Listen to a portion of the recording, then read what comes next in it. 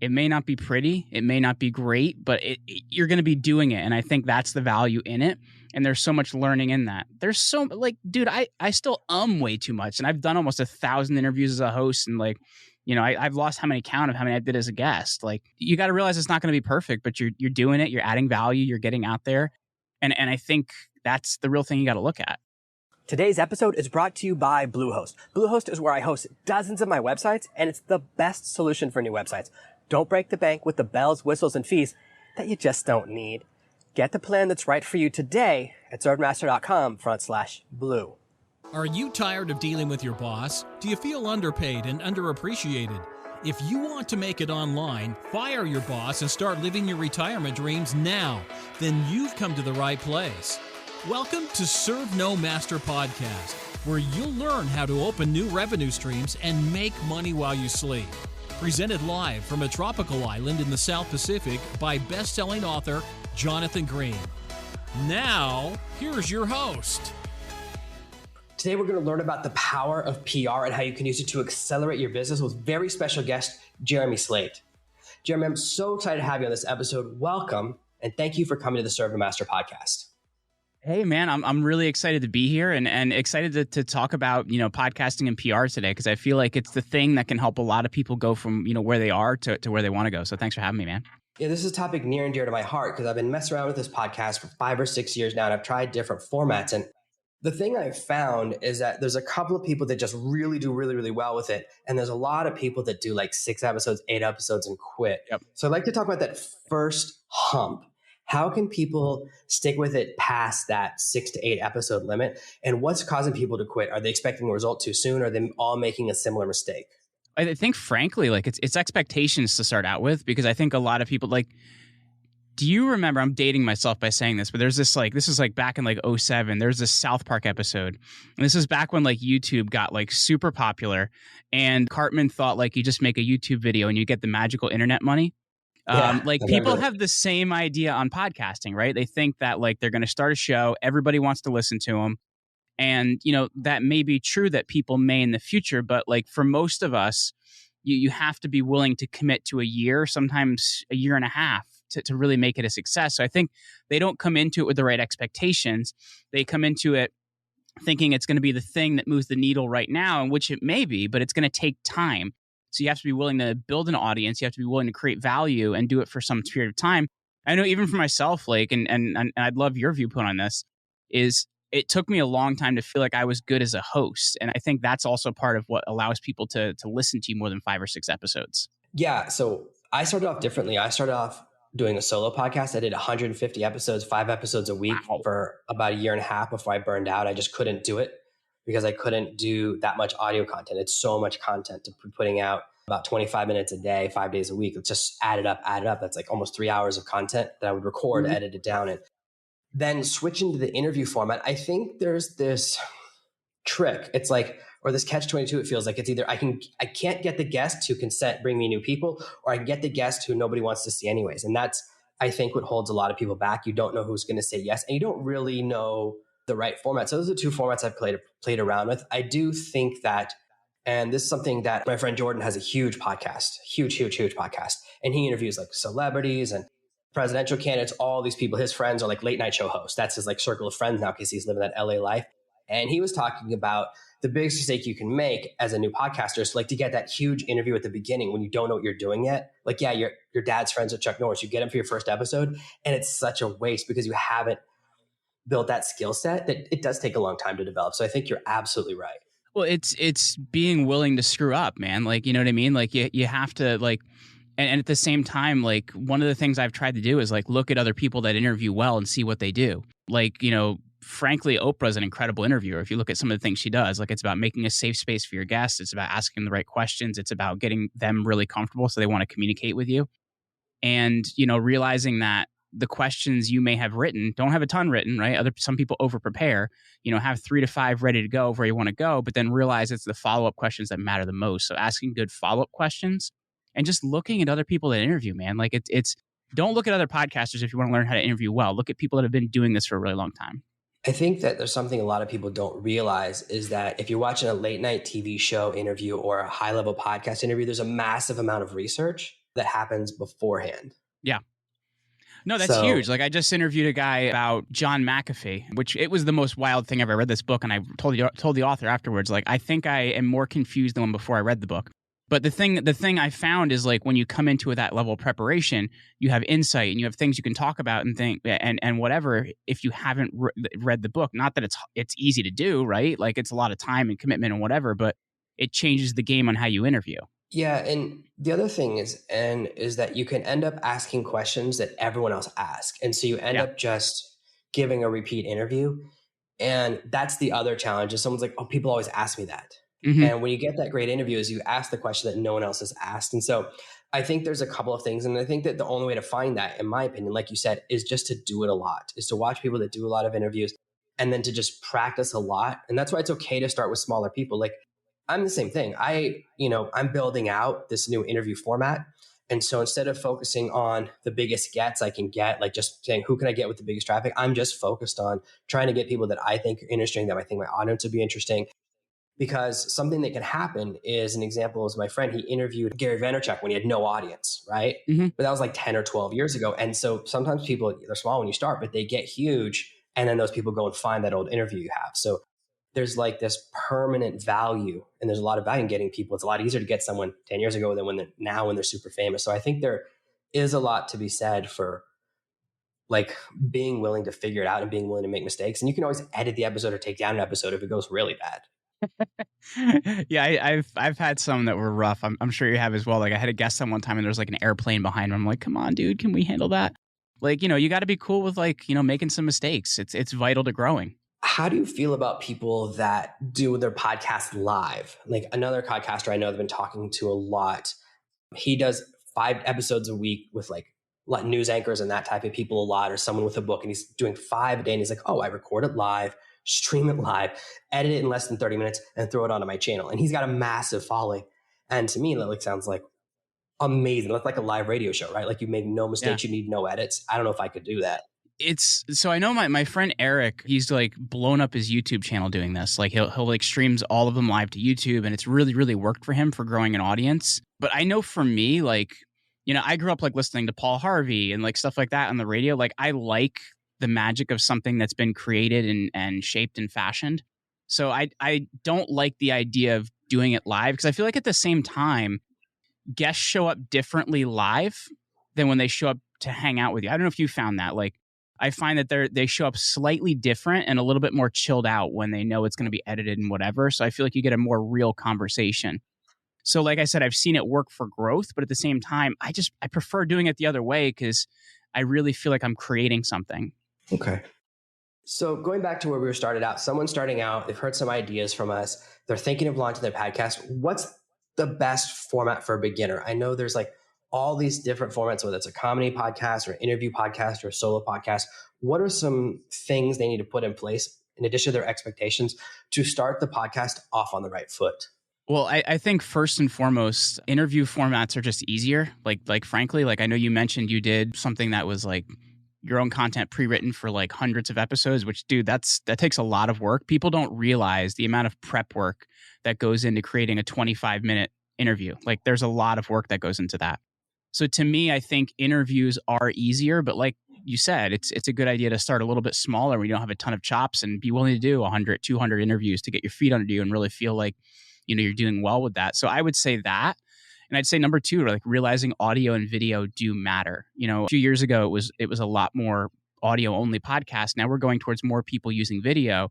So I would say having good video setups matter. Get yourself a good webcam if your computer camera sucks or something like that. And, you don't have to have like a big studio mic like I do. This is a Shure SM7B, but you can get a nice Audio Technica like ATR 2100. It's like $60 and it's going to sound good. But you have to realize those are 2 big barriers to people being able to listen to you, is good audio and video quality. Like those are important. You don't have to have like a studio quality show, but those are really important.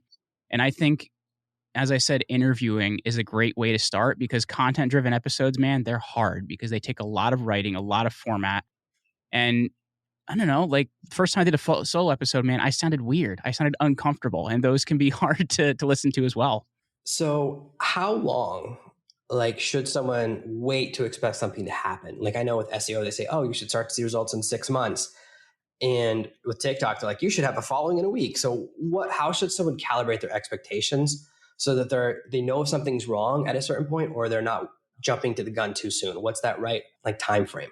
So with my show, we saw success pretty early, but this was in 2015, right? So we're in a different world 7 years ago. Like, we saw 10,000 listens in our first month, and I was like, nobody knew who I was. So I think expectations are a little bit different now. I would say, by 3 to 6 months, if you're not starting to see some of what you want, as I said, be willing to be this in for a year, but 3 to 6 months in that range, if you're not starting to see some things that you can work on, adjust, start getting some feedback, I would really take a look at your plan and how you're reaching people. But you should start to really get some feedback pretty quickly, frankly. So 3 to 6 months, I think, if you're not seeing what you want, would be a good time to start, making some change, but do not quit this before a year. You're not going to see what you want. And what about episode frequency? I've really changed my opinion on this, and I'd love to hear your thoughts too. Like, when I started out, man, I was doing 7 days a week, and what I found is, frankly, the episodes started to suck after a while, right? Because it's like you have to do so many, you become like an episode machine, and the quality of them goes down, the content value goes down. We went down to 5 episodes a week like 3 years ago, and then now I only do 2 a week, but they're good quality episodes that I'm really concentrating on interviews. I think if you're doing 1 a week, it's just not enough to build up that critical mass. But I think with 2 a week, it's that balance between good content, something well created and valuable to people, but you're giving people more of an ability to build a listening habit and giving people more of an opportunity to find you. So I think 2 a week is kind of that sweet spot, at least what I found through all the years of different numbers of interviews. And that's really interesting to me, because I'm figuring that out right now as I'm kind of relaunching this format. You're kind of the third interview in this new format where I'm figuring out how fast you're going to release these. I'm kind of stockpiling before we start releasing. Like, I was just a guest on a podcast last week. They're like, oh, we're going to release an episode in like 12 weeks. I was like, oh, you guys are so ahead of schedule. That's great. That's a long time. So yeah, I've seen other shows. I'm friends with Chris Voss. His podcast is really big, and he does 5 episodes a week. He does the live episodes. He's like, oh, if you don't do 5, no one's ever going to find you. But I think part of it as well is if it's your only thing. I put out so much content every week. It's that balance of, I have to shoot a YouTube video. I have to shoot a bunch of short form videos. I've put out so much content across my channels. I have to write several hundred emails, all these things. It's like, how much can I do? I think that frequency is so important. The one thing I do think is that you have to choose a pace you can maintain. If you can't do 5 a week and you're going to burn out after 3 months, do less. Like, that's definitely true, because there's nothing worse than, like, I expect a podcast episode to come out every noon on Friday. If I'm there at noon and there's not a new episode out, I'm like, what happened here? Like, it's such a thing. And I remember in high school, I was putting in a floor at my father-in-law's house yesterday. I was putting in a hardwood floor, and I had this one podcast I've listened to since literally 2007 called The No Agenda Show. It's Adam Curry. It's a really entertaining podcast. And around 3:00 on Sundays is usually when it gets uploaded. And I'm like pulling down the swipe down to get it to upload or get it to reload. And I'm like, come on, guys, where's the podcast? I agree with you, man. Like, I'm waiting for that to be there on a Sunday afternoon. And when I was in high school, I remember the X-Files was like Friday night television. And so I'd come home, I'd watch it. It was like the spooky Friday night. And then they moved it to Sunday nights. And like the ratings went just down. Like, they just tanked, because moving it, right, it moved it away from that expectation. Mm-hmm. And it's kind of like when you move a show around, you change the day of the week, it can kill that show, right? Like, you go, oh, this isn't performing well enough on Thursday, we'll move it to Tuesday, and then it just dies.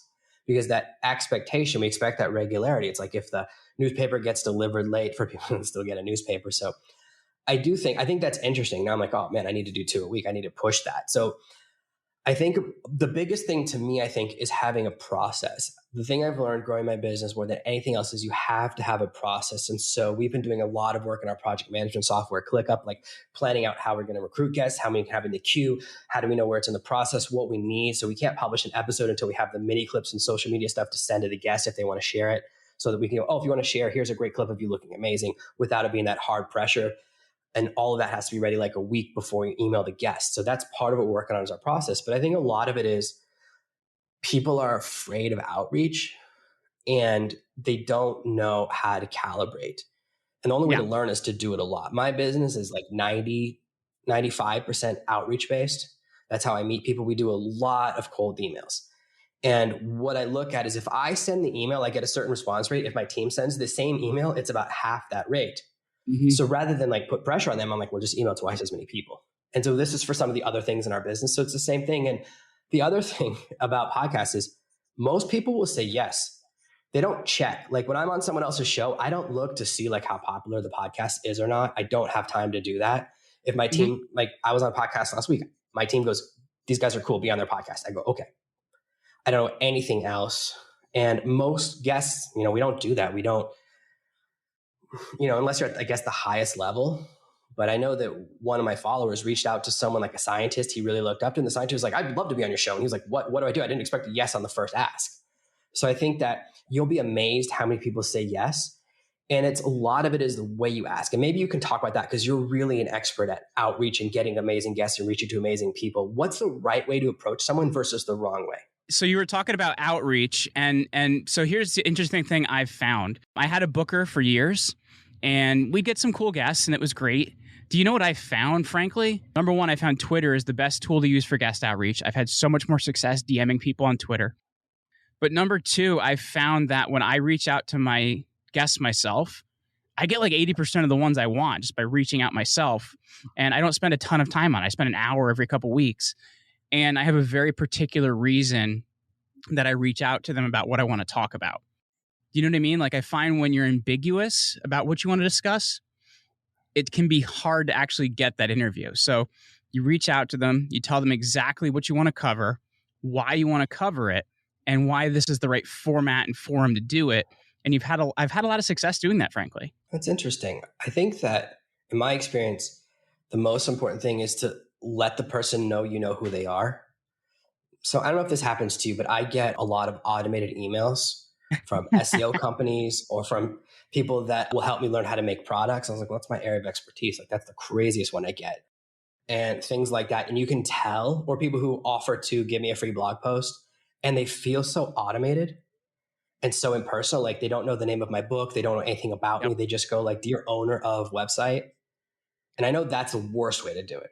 So I think that, yes, something in the message that says, I actually know who you are and I'm asking you for a reason other than I think you have something I want, but I don't even know what it is. No, I think that's vital. It really is. Because as I said, when I'm reaching out to somebody, it's usually like I want their opinion on X, Y, Z. So it's like I've read their book or I've watched an interview with them or I've followed them for a really long time. Like here's an example. I'm a Yankees fan and my favorite player for years was Nick Swisher. He wasn't the greatest player out there. He was a good player, but I was a huge Nick Swisher fan. So I sent him an Instagram DM video about, number one, wearing my Nick Swisher jersey, about how excited I would be to have him on the podcast, why his career mattered so much to me, and then what I wanted to talk about. And it was an instant yes. And I think those are some of the things to think about is like, number one, it's relevant, but also at the same time, how has their content, what they've done, what they've achieved, how's it mattered to you? And I think that's really, really important. What percentage of the messages that you send are video?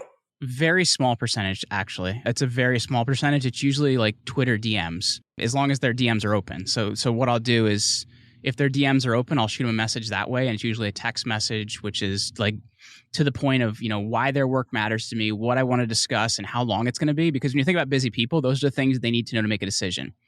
Like, what do you want to discuss? Why does it matter? How long is it going to be? Where is it going to be? So those are things that like I really try to handle right off the bat. Now, if it's somebody that it's a very particular message I want to send, like it was with Nick Swisher, I'll send video, but it's probably less than 10% of my messages are video. Okay, because I often hear like there's always this new video, text sending, video emails. And I've been hearing about tech like this since I started 12 years ago full time. And I just got my first video message last week that was personal. Normally what they do is they say my name in the email and then they send me to a video that doesn't have my name. And I go, oh, they're sending this to everyone. But last week, someone sent me one where he said my name and stuff, and they were talking about specific things. And I really responded. It was someone I'm already friends with, but I very much responded to it. I was like, oh, this is very interesting to do it this way, to actually not use it for mass marketing, which doesn't feel very good because you can tell it's a trick. So I think that's very interesting. And it is interesting as well because everyone has their communication channel. Some people only do email, some people only do Instagram, some people only do Twitter.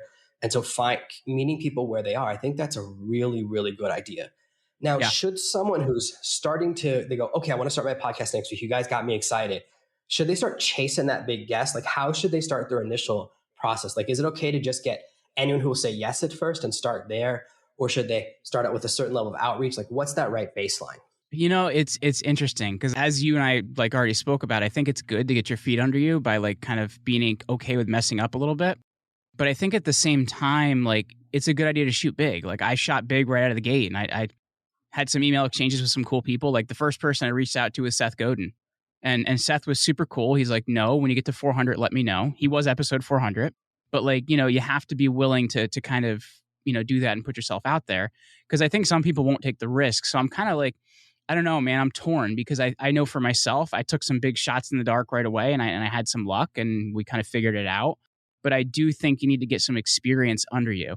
So I think it's a balance of, and this is a really bad answer, so I apologize, but like it's a balance of like shooting big, but at the same time realizing you got to get your feet under you. It's a hard balance, but like at least that's how I did it. And how do you think your interview would have been different with Seth if it had been your first episode instead of your 400th? It probably wouldn't have been very good, frankly. Those first 20 I can't even listen to, and they're just bad. My wife always reminds me all the words I repeated. She's like, stop saying awesome every other word. Like it's really bad. Like it's bad. So like I think it wouldn't have been the interview it was. And also at the same time, like how I research changed, how I interview changed. Like a lot of who I was as a host changed. So I don't think it would have been, the interview that it was. And it was a really great interview. We talked about, the future of work and being an entrepreneur versus being like a freelancer and things like that. So I think there's a lot of value in getting your feet under you. But at the same time, I think some people use that to say they're never ready. And I think that's the tough part. You're just making me think of all the things I say that I edit out. So I have like this list of words that I can't stop myself, that I have a list that my editor knows if I say this. Big one is and so. I hate when I say that. Yeah. I want to say it now because I just planted the seed. It's like it's my main transition word. And so there it is. I'm always like, delete it because, and I don't know if other people notice it, right? It becomes the thing that's your thing. And I have a couple of other words like that. And when the pauses are too long, I'm like, don't leave too long pauses. People will think that the player's broken, especially if sometimes I have like a 2-minute pause on my solo episodes where I'm thinking of what I want to talk about next. So yeah. it is that thing, the balance of what you worry about versus what other people worry about. Like when I shoot a video, I have a second camera over here when I'm shooting my YouTube videos, and I'm always thinking, does the angle from the side look terrible? But when I watch other people's videos, they do it all the time. That's why I have it. But I think I look terrible from that angle. Well, I think a lot of times we're our own worst critic, man. Like we're our own worst critic. And I think sometimes like that can be the thing that actually keeps us from getting started, when it's realizing like it may not be pretty, it may not be great, but you're going to be doing it. And I think that's the value in it. And there's so much learning in that. There's so like, dude, I still way too much. And I've done almost 1,000 interviews as a host. And like, I've lost how many count of how many I did as a guest. Like you got to realize it's not going to be perfect, but you're doing it. You're adding value. You're getting out there. And I think that's the real thing you got to look at. That's why I like to pre-record so I can go and delete the ums, the and so's, any of those other words. That gives you that ability. That gives me that freedom. I can always remove it. I expect to make mistakes. I think that there's a powerful lesson that I learned is that we often compare our backstage to people's front stage. Like all I see if I'm watching your podcast is the polished edited stuff, right? I'm not saying what was before, what was after, the glitches, the tech stuff. People who see this episode, they're not going to see that we had a problem with your camera at first. We had to change a setting. I'm not going to publish that part, right? When we do it, we look at other people's stuff. We go, it seems like they're never worried. They're never worried about money. They're never worried about guests. They're never those things. But that's their stage presence. There's this entire thing that we put out into the world, especially when our lives are kind of our brand. That's not exactly reality. Like it's a more polished version of yourself. Like I've shot video when I'm really sick. I hide it. I don't want to tell everyone, hey guys, I'm trying not to throw up. Like you don't say that. So they never know. And so they go, wow, Jonathan never gets sick. Well, and at the same time, like, it's like, I don't think we always talk about like the stuff we do to get through an interview, right? When I get a big interview, man, I still get stressed as hell and I go for a walk because I know it'll calm me down. But we don't really talk about those things because we want it to look good. We want people to have the perception, and you have to realize like it's not always pretty. Like I had David Petraeus on a couple of years ago. He's a former CIA director. And dude, I was so nervous. I went for a walk and I was kind of like, still kind of shaken when I hit record on the thing. And then eventually we chilled out because he was a cool guy. But you have to be, you got to realize it's not perfect. It's just, we are people. We do what we do to make it work. I was doing an interview last year with Ryan Levesque, who's a marketer I really look up to, runs a Fortune 500 company. And in the interview, he said, I can tell from someone's questions how intelligent they are. And for the rest of the interview, that's all I could think about. I was like, am I asking stupid questions? Am I asking stupid questions? And I got so paranoid about it. It was like the ultimate seed. I was like, this is every time I get interviewed, I'm going to start saying that to people because it just puts you in control. It totally got in the back of my head. Of course, I'm trying not to show it on screen, but that's a really powerful thing to say. It definitely is, and I don't know if I would say that now because I don't want to scare people. Like, you know what I mean? Like that, I could see that put you in a really weird spot. At the same time, though, I think like just really listening to somebody at the same time makes them feel like you're asking better questions too. Do you get what I'm saying? Like, because so many hosts don't listen because they're ready for that next question. I usually keep a pad next to me so I can get rid of the thought so I can remember to ask it. You know what I mean? Because you try to concentrate on that thought and you stop listening. That's really good. My interview technique is that, as you know, and this is something that someone else taught me, when I book a guest, I'll say to them, hey, can you send me a list of the 6 or 7 questions you really want me to ask? And usually I ask one of them, but it gives me like a line of, oh, this is the road they want to go down. And that tells me a lot. They give me a lot of baseline. So I kind of get a sense of what they want to talk about. And what I do is I call it chasing the interesting. Because if something's interesting to me, it's probably interesting to my audience. Yes. So whenever I have to really engage with you and I'm really listening to what you say, I'm going, what's the most interesting thing to me in the last thing you said? And that's what I want to build on top of. And I find, for me at least, is I'm really afraid. One of my greatest fears is to be boring. I think being called boring is like the ultimate insult. So I'm afraid of that. So I'm always chasing the interesting. It's the opposite end of the spectrum. So I think, what's the most interesting thing you said? That's what I want to talk more about. That's what I want to dive into. Rather than, it's very hard for me to just follow a set of questions because I'm like, oh, this question is what they want me to ask. This is what I want to ask because this is really exciting for me. That's how I create the interesting for my audience. And my audience is mostly like me. Like that's how people find me, is they like that style. So that's what drives me. Because when people are just reading from a script, it does feel weird. Like you might as well just send me the list and have me pre-record my answers. Yeah. It's interesting too, because like one of the things I do, and this may sound weird, but like I usually pre-write like 3 to 5 of the questions, like realizing like, hey, I'm going to use these 3 to 5 and these are important, and then the follow-ups where it goes. But one of the things that I do is I'll find an interview they did with somebody I admire, less for the answers they give, but more for their style of communication. Because I want to understand like, okay, do I have to supply a better question because they're like a yes-no person? You know, what do you think about bank? Yes, no, yes, no. So do I have to ask a better question that has kind of more in it that's going to make them answer better? Are they somebody that answers way too long? So my questions have to be more concise. Are they someone that is too contemplative when I ask a question? So these are things like you need to know, like do they do long pauses? So as an interviewer, these are all things I need to know and how I'm going to not just format my questions, but also how I'm going to ask them and how I'm going to communicate to them in the interview. Like to me, that's actually really vital. That's really, really good advice because I think a lot of people, we're trying to do that bare minimum. We're so busy. And sometimes I've been on interviews where people forget my name or don't know how they met me. This happens to me all the time. I'm very forgetful of who people are. I've been on a podcast before that was my second time on the podcast. And the guy said that and I was like, I couldn't even, in my head, I'm like, I've met you before. I have this software that I use to help me remember people. So what I have to do right after this interview is go into the software and it's just to help me remember things and write down what we talked about and what the podcast was about. Because the content will go out. And when you message me again in 2 months, I don't want to forget who you are. So I can look up your name and look up your email. That's really critical. So knowing you have a weakness, and I'm not ashamed of it because I guess a lot of people have stuff like this. I just thought of it like 6 months ago. I heard about something. I said, oh, that's so useful to me. Because I've tried these memory systems where you have to remember like an axe going in someone's head if their name is Hatchet. I don't know anyone named Hatchet, so I don't know why that's the first thing they taught me. But I think that it is going a little bit the extra mile, learning a little bit about someone, because sometimes people ask questions that are like really crazy. Like there's this, maybe not crazy is the right word, but there's this saying for lawyers, don't ask a question you don't know the answer to. Yep. And I saw someone on TV one time interview someone, or they're talking to someone in the interview asking questions.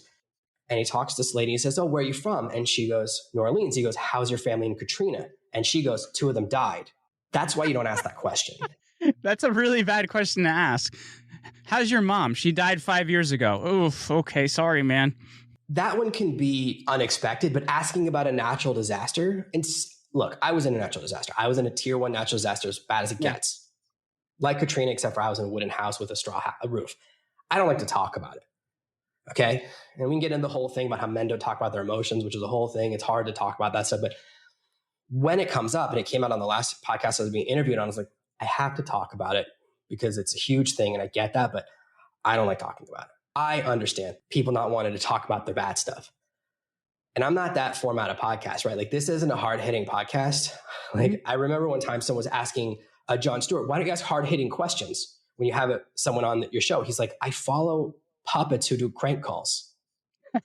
Comedy Central. Like, I thought it was such a good answer. He's like, you're a 24-hour news channel. You should ask the hard hitting questions.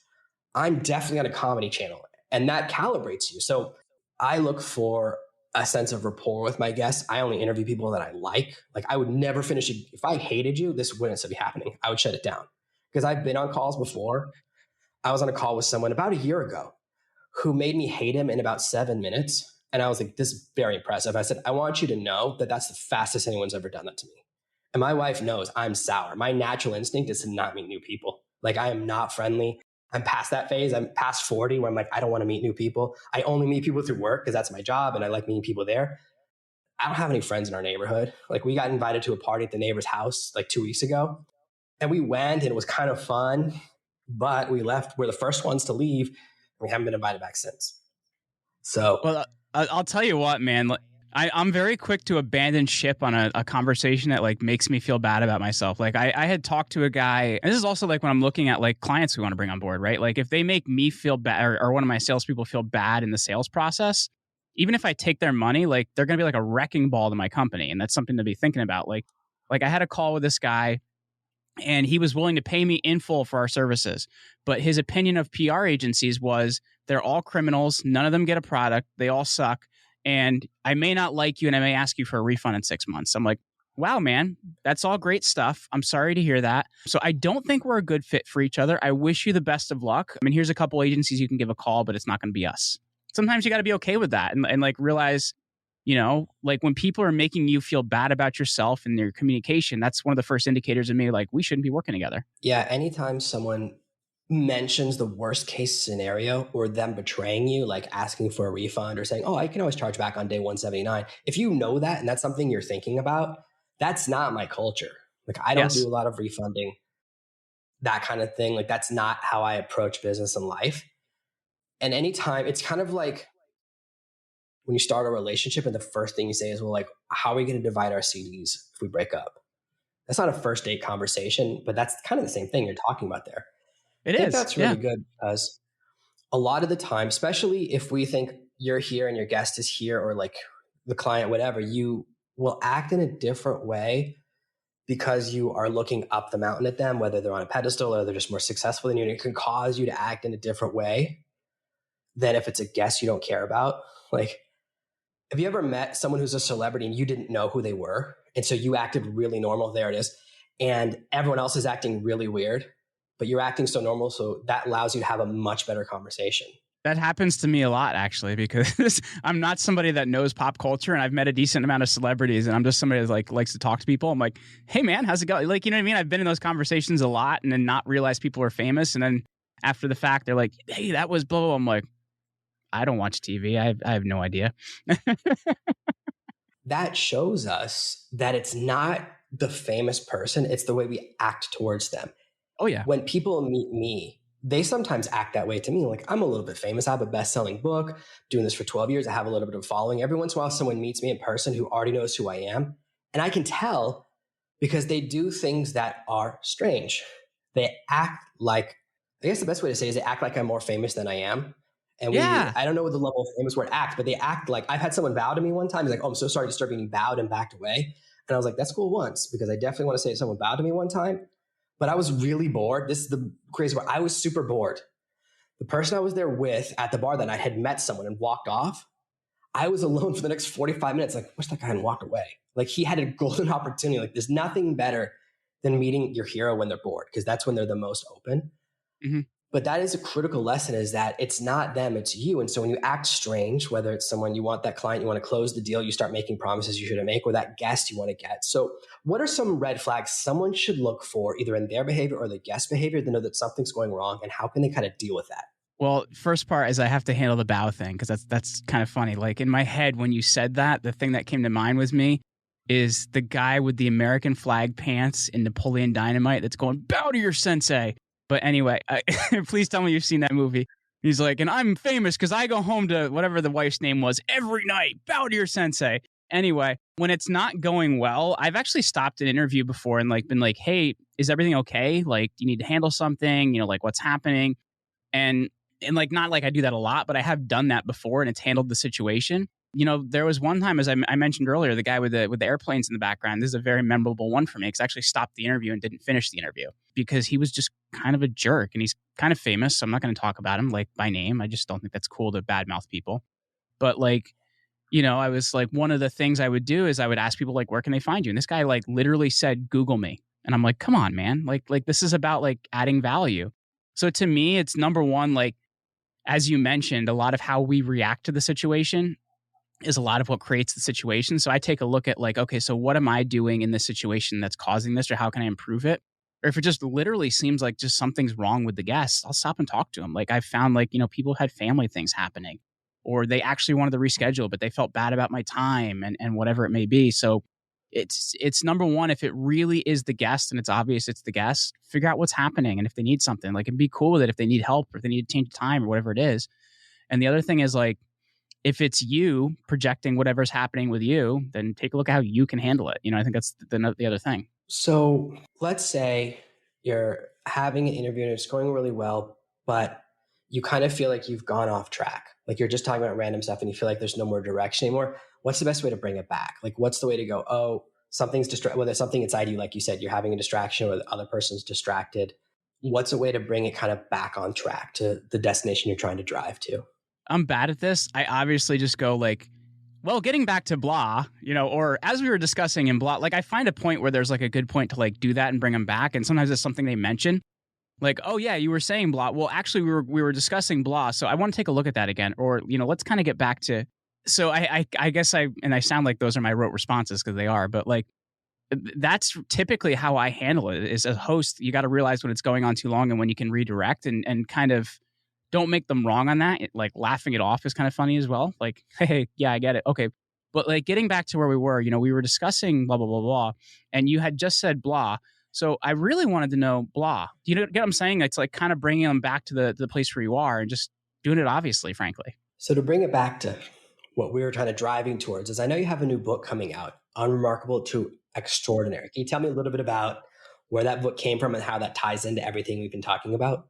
Yeah, so when I started the podcast on day one, it was with the goal of actually writing a book. And the thing I always did is I always told myself the timing wasn't right, it wasn't ready, and whatever it may be.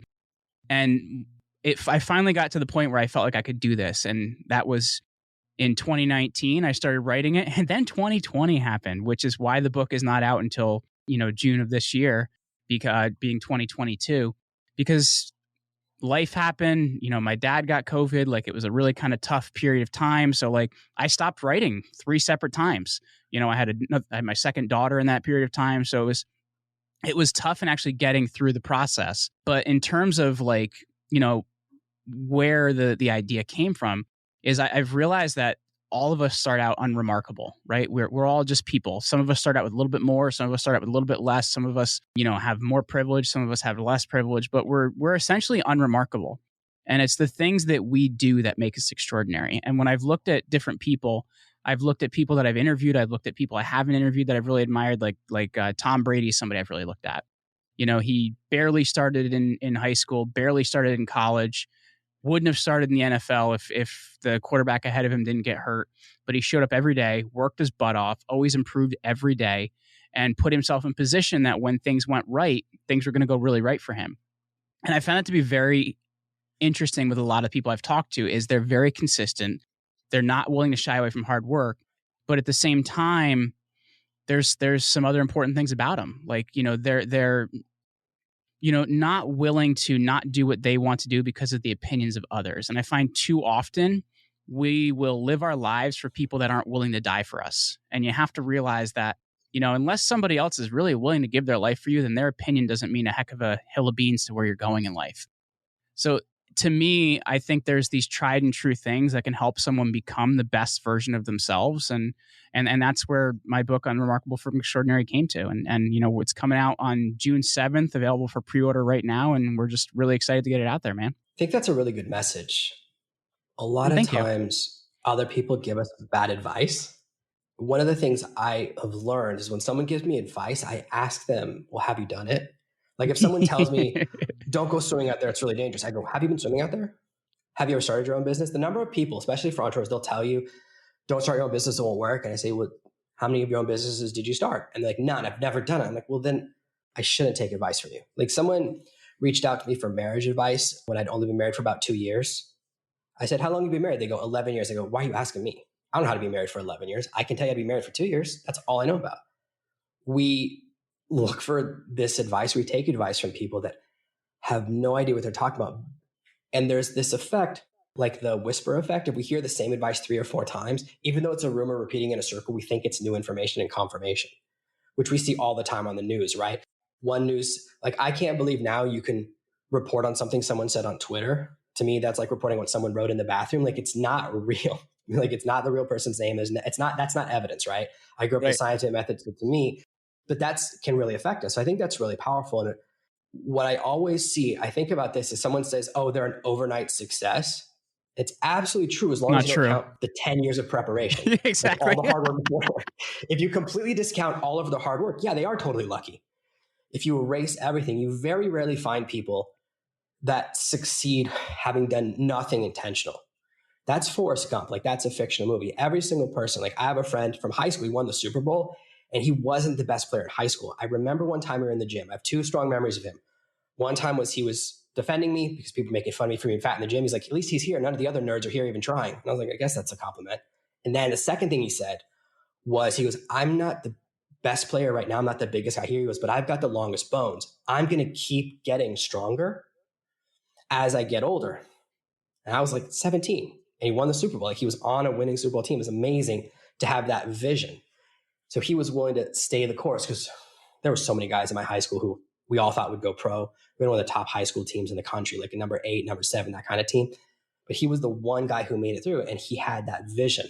So, and this ties back into what we've been talking about, is like starting a podcast. Most people quit after 8 episodes. Yeah. Like everyone thinks that for me, it's always been a success. I'll tell you about my book. My big book came out 2016. I got a review a week before it was coming out. They were like, I don't think you want me to post this review because your book is trash. I was on the floor crying. So I really it was really devastating to me to get like a really bad review. I'm lying there on the floor. I'm like, I got 2 choices. I can pull the book. I can just give up. I can let go or whatever. Or I can rewrite the book over the next like 72 hours, push out a new edition. Now I got in trouble for that. You're not supposed to rewrite the book the week before when you've done pre-release. If you do that, Amazon bans you from doing a pre-release again for a year. I was like, it's worth it. Because they go, no, you can't tell us that like the day before, but I pushed out the new version. I send it back to that person. They're like, oh, it's still pretty terrible. I was like, oh man, okay, now I know it's you, not me, because that book has 500 5-star reviews. A massive has turned my business around. But you're going to have those moments where bad things happen. That's why I really like the book Black Swan, where he says, bad things are going to happen. I don't know what they are, but unpredictable bad things are going to happen. Something happens in real estate about every 10 years. Mm-hmm. It's like the savings and loan scandal, and then it's the next scandal, and then it was the 2008 thing, and then this time I guess it was the pandemic, messed up all the real estate stuff. And people bring him on the news all the time. They go, you predicted this. He goes, I didn't predict this. I just know bad stuff happens. Bad stuff is inevitable. It kind of ties back to what we're talking about people we look up to. We think nothing bad happens to them, but it's not true. Mm-hmm. It's not that nothing bad will happen to you. It's how you adapt to the situation or how you react to it. That's the thing you're in control of. You can't affect, because bad things are going to happen. Yeah. Friends are going to say something bad to you. You're going to be in a natural disaster like I was. No control over that. All I control is how we react to it, how we survive, and how we live afterwards, and how we live every day differently afterwards. That's what you can do. And that's where the power is. And the cool thing about that is anybody can do that. Yes. I've seen people who've had these terrible childhoods and it makes them into the most successful. I have a friend who's a lawyer. His childhood, his like child abuse stories are insane. They're insane. He was like 4. He walked himself into the ER and the doctors go, well, you should be dead. And he's now like, I can't even say what he does for a career because people know who he is instantly. He's that successful. And he's Wow. completely motivated by vengeance. He's like, I want to become the most successful person in the world to get vengeance against my dad who abused me as a child. So the craziest things can motivate you. And it's a very sad story, like breaks my heart, but wow, so many people say, oh, I have a bad childhood, so that justifies inaction. So it's not the thing. In my experience, it's how we react to it. Jonathan, that was a whole podcast, man, because those were so many good points in that section. Like I literally am in my head, I'm making a list of each thing I want to say to like what you said, because there's literally 3 things that you said there that are just like, damn, man. Like the first is like, I want to touch on the last thing you said there. Like, he says he wants to be the most successful person in the world because of what happened to him. Like, dude, there is no better revenge than to flourish and prosper. There's no better revenge than to, do the best you can do and be the best you can be, because you know what? People that hurt us, people that are mean to us, they want to see us fail. They want to see our lives ruined. And you know what? Your best vengeance is succeeding. And I think that is the greatest thing you can ever do to somebody to make them wrong. Sorry, as much as that is to do well and to do great in life. So that's one thing. The other thing that you mentioned about is you mentioned about the friend that, didn't know, in high school, he said, wasn't the best and things like that. I think it's interesting, and he won the Super Bowl. I think it's interesting as I would love to see like a study of first round picks in all major sports, because if you look at the number of first round picks that are just total busts, because they think they're the best, they know they're the best. And when you think you're the best and when you know you're the best, you don't work hard anymore. You don't put in the work. You don't show up. You don't have that learner's mentality. And that's really vital. And, the other thing too is you talk about being overnight success, man. Like internet marketing lies to us. And people just think that everybody's going to hit a home run on the first time up. It's about hard work day after day after day. And it's just, that's what it's about, man. Yeah, I think that's so true. Consistency is, in my experience, the thing that everyone who's succeeded has in common. They're the people that go to practice earlier, stay the latest. They're the people that put in the most hours. They're the people who work consistently. Because it's very easy to work really hard for 2 days and work a bunch on a project. But gosh, the number of people who, they give up because they don't get those results soon enough. Like when I started out in this business with a lot of people that had a lot more heat than me. I really struggled for the first about 2 years of building my business. Like I lived in my mom's basement for a year, and then I lived on my friend's couch in a studio apartment for another year and a half. It was 2 years before I could afford rent on a 2-bedroom apartment with that same friend. Mm-hmm. But people think that there's no hard times. Yes. That's the problem with what we project, is that you have to get up early, you have to stay up late, you have to do those other things. And this is a lesson I learned in my 20s when I realized I was like, I'm not very good looking. Okay. I'm in the middle of the road at best, or I'm ugly at worst, depends who I'm talking to. Nobody ever says, wow, you're super handsome. But I realized if I start earliest, plan the soonest, and put the most effort into every person I meet, that's how I met my wife, because everyone's like, oh, you met her tonight. I'm like, no, I was planning for this for 2 weeks. And it's that preparation. I said, oh, I don't have these other things, but I can out prepare anyone. Yes. Like when I'm getting dressed to go out, not anymore. Now I don't care because I'm so married, but I used to spend 2 hours like planning the outfit, putting everything together, getting myself in the mood, because I have to compete with people that are richer than me, smarter than me, taller than me, better looking than me. But preparation can beat all of that in every area of business. It's the person who's most prepared and is most consistent can really succeed. I think that's a really powerful lesson. And that's why podcasting can be such a cool thing. You just got to stick with it. If you do 9 episodes, you beat out most people. And like Seth Godin said to you, and Chris Voss said to me, he's like, I don't do anyone unless they've got 200 episodes, because they don't want to be on a podcast that doesn't go anywhere. Correct. And that makes sense to me. They don't want to be episode 7 when you quit on episode 8, because then it is a waste of their time. So knowing people go the distance, and that's the only thing a lot of people look for. They don't even look for if your podcast is any good. They look for if you're still doing it, if you're still fighting, still putting in the effort. So I think that's a really powerful lesson to end on. I think people should really check out your book. Where's the best place people to find you online? They can find your book. Again, it's called Unremarkable to Extraordinary. We'll, of course, put a link to it in the show notes. Where's the best place to find you online? Which of your many websites is the one they should go to? So if they're interested on like the podcast side of things, it's over at jeremyryanslate.com. The company side is at commandyourbrand.com. And as you mentioned, the book is coming out on June 7th. So right now we are in pre-order. They can get it either on Barnes & Noble, Amazon, or anywhere books are sold. Well, that's amazing. That's been a really great episode. Thank you so much for being here. And the last thing I could ask you is if there's one piece of advice you could give yourself when you were starting like a really long time ago, what would that be? The beginning, younger version of yourself, what would you tell them? Let it get ugly faster. I don't know. Like to me, that would be it. Like, I think sometimes we like want everything to be perfect, and that's the reason we don't start, and it's the reason we don't go where we want to go. You know, be willing to screw it up. Be willing to screw it up more often, because the more you do, the closer you get to winning. So to me, that's what I would tell myself.